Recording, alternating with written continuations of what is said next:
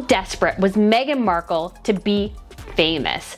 Well, apparently, according to Tom Bower's book, she basically spent seemingly all her money with the sole goal of intention of finding the right connections and being as famous as humanly possible. It certainly brings to light that whole theory of you put a frog in boiling water, it jumps straight out, but if you put a frog in cold water, it will slowly boil to death.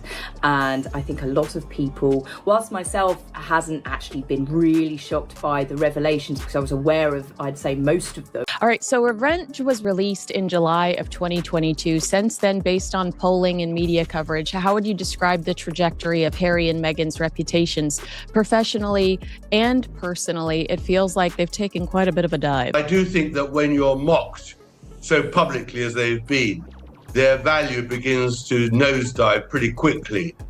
And I don't think they're finding any more sources of income. And so he became hypersensitive and blamed the media for the crashes of his relationships, never thinking that they could have something to do with himself. So he's a very complicated, depressed, unintelligent man who is seeking a role and has got really nobody on whom he could rely, which is in the end where Meghan stepped in. I mean, a needy man met a woman who could help him with his need. Harry must be nuts. This is one of the text messages his friends were sending around to each other after Meghan's first introduction to Harry's friends in 2017 during a shooting weekend at Sandringham.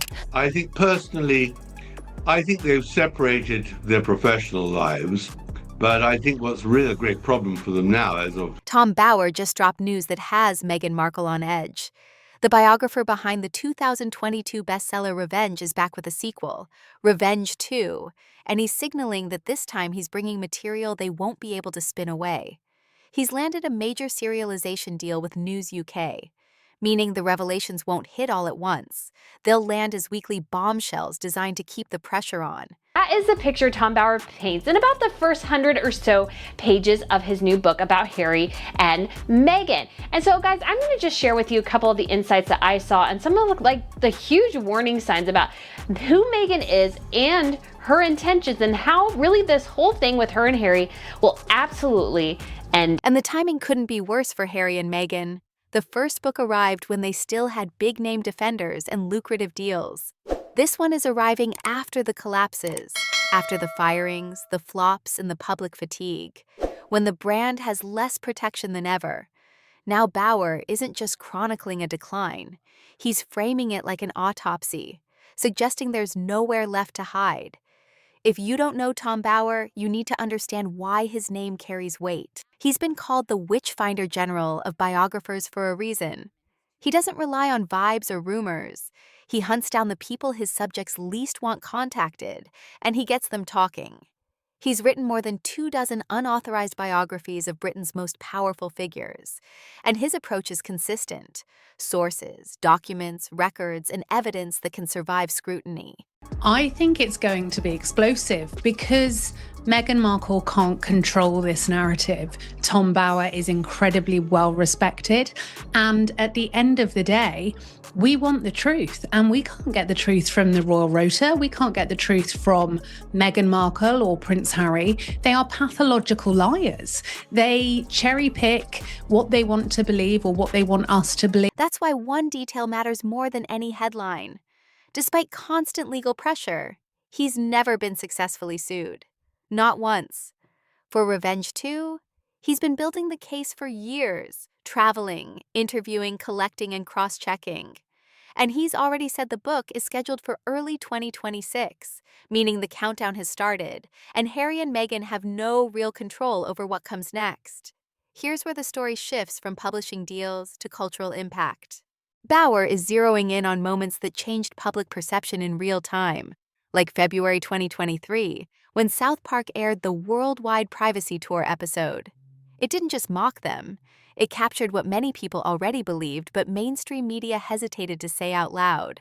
Well, he just found her just too vain and too self-interested, which seems like he met his own match. But in the end, Simon doesn't really like many celebrities. I noticed when I went with him to the Oprah Winfrey Show and many other places around Hollywood and elsewhere, he's a rather shy guy. He's always afraid of being associated with people who are bigger than him or who might put him in the shade. The satire hit because it echoed existing skepticism, a couple demanding privacy while constantly broadcasting their pain. And then came the scene that detonated online, an animation pulled from a real video Meghan posted, dancing in a hospital room while visibly pregnant, with Harry awkwardly behind her. Whether you found it funny or cruel, the point is this: it became a cultural marker. And Bauer understands that moments like this don't happen in a vacuum. They signal that the narrative has turned. Sometimes, I don't know, words seem superfluous really. Meghan shared that bedside twerking video, taken shortly apparently before she gave birth to Lilibet. Remember the child that she named after the Queen's private nickname that was given to by Duke of Edinburgh, without getting permission from the Queen.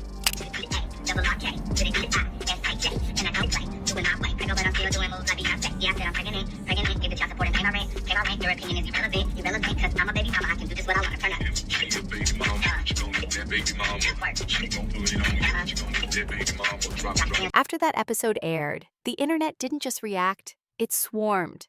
TikTok filled with reenactments. Respect Our Privacy became a meme, and the show's portrayal hardened into a shorthand people used to describe Meghan's public image. South Park didn't create the suspicion, it amplified it by putting it into a single repeatable visual joke. And the detail that stung most was the on-screen profile that reduced her brand to 4 words: sorority girl, actress, influencer, victim. Reports claimed Meghan's team tried to stop the episode before it aired, but they couldn't, because satire has legal armor. Comfortable. I don't think, because she's done this before for photos, I don't think that is a real baby bump. I think way too big. It's way too big. and sort of too low as well. Yeah, it's like a metre out there. I mean, It looks the wrong shape. Where's she going to give birth there? Through her knees or something? I mean, that Bauer documented how Hollywood read the moment too. When influential people start calling someone a circus, that's not gossip. That's industry sentiment. And Bauer's bigger point is sharper. Satire only lands when it reflects what people already think. That's why he's now investigating whether those suspicions are just noise, or if they connect to something real. Meghan Markle is lying about her age. In fact, they think she's older. And not a surprise here because, yeah, she lies a lot about her stuff. We've caught her in so many lies. Her own sister has come forward, her family, everybody is exposing the lies that she's... This is where Revenge 2 is being positioned as truly dangerous. Bauer isn't just recounting controversies. He's stepping into the territory people have argued about online for years. The internet has obsessively tracked alleged inconsistencies in Meghan's pregnancy imagery. Photos where the bump looks different within the same day, clips where it seems to shift, and public appearances that critics argue don't align with typical post-birth reality. Whether those claims are fair or unhinged isn't the point here. The point is that Bauer knows every theory, and he's reportedly treating them like leads, not punchlines. And there's a key legal shift. Bauer has suggested he held back personal life material in the first book due to British privacy restrictions.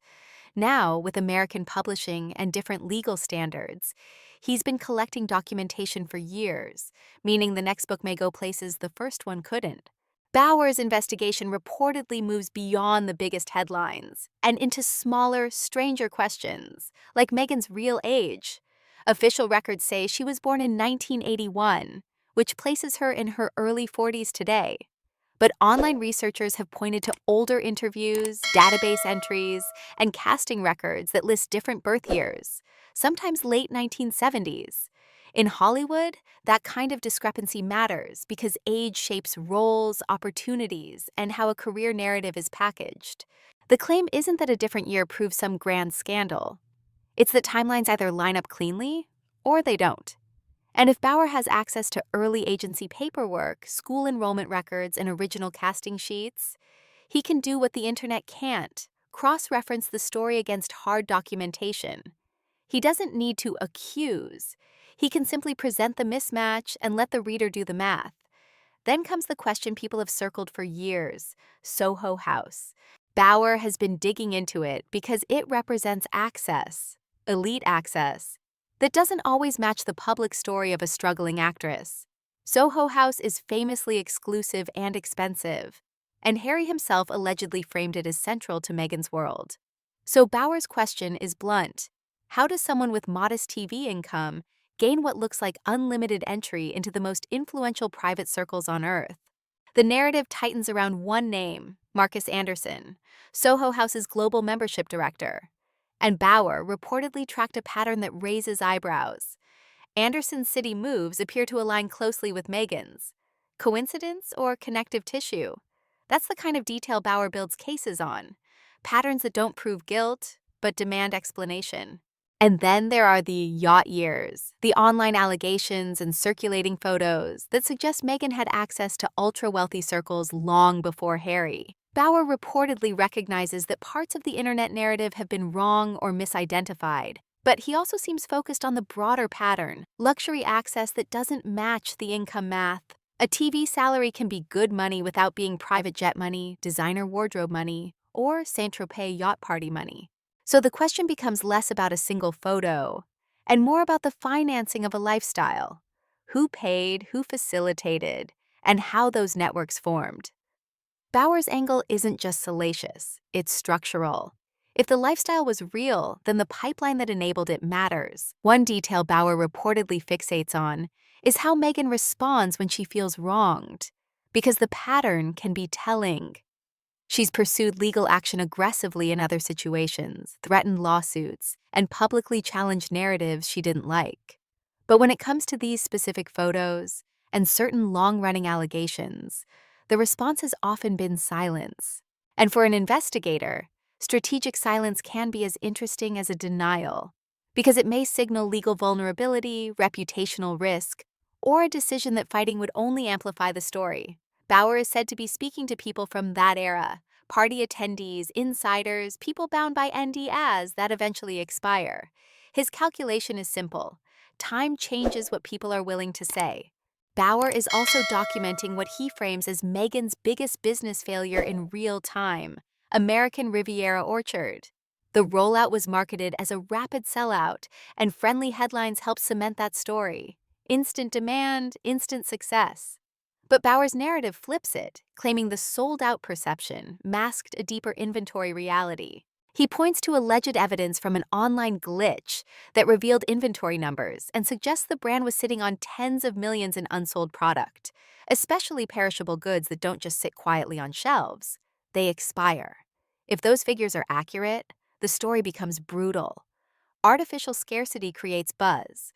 Buzz produces flattering media coverage, and flattering coverage becomes free advertising for a scale of inventory the market can't actually absorb. In this framing, the scandal isn't that the product didn't sell. It's that the entire public-facing story was designed to look like demand, even if demand wasn't there. And if Bauer is right, the next phase isn't embarrassment. It's documentation, receipts, and a timeline that locks the narrative into place. Now the lens widens from brand missteps to something far more serious, the Archewell Foundation's finances. Bauer is positioned as having the paperwork, tax forms, filings, donor records, and he's framing the numbers as devastating. In this narrative, expenses balloon while donations shrink, creating a picture of an operation bleeding money. And the most unsettling implication is where those costs may be flowing: high salaries, massive other expenses, and relatively modest charitable grants by comparison. The subtext is clear.